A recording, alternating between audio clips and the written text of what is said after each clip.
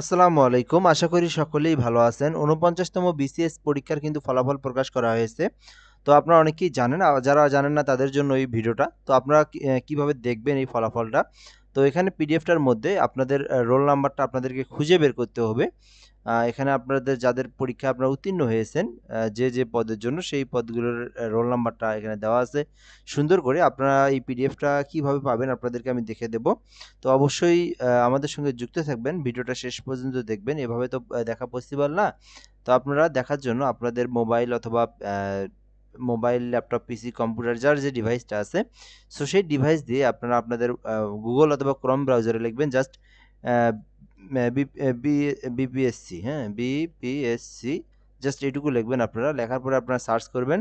এখানে সার্চ করলেই বিসিএস পরীক্ষা লিখে আপনারা সার্চ করবেন। এই যে নোটিশ বোর্ড যেটা, ১ম যে পিডিএফটা আছে এখানে আপনি একটা ক্লিক করে দিলেই কিন্তু আপনি এটা পেয়ে যাবেন। দেন এটা ডাউনলোড করে আপনি আপনার রোল নাম্বারটা এখান থেকে দেখে নিতে পারবেন।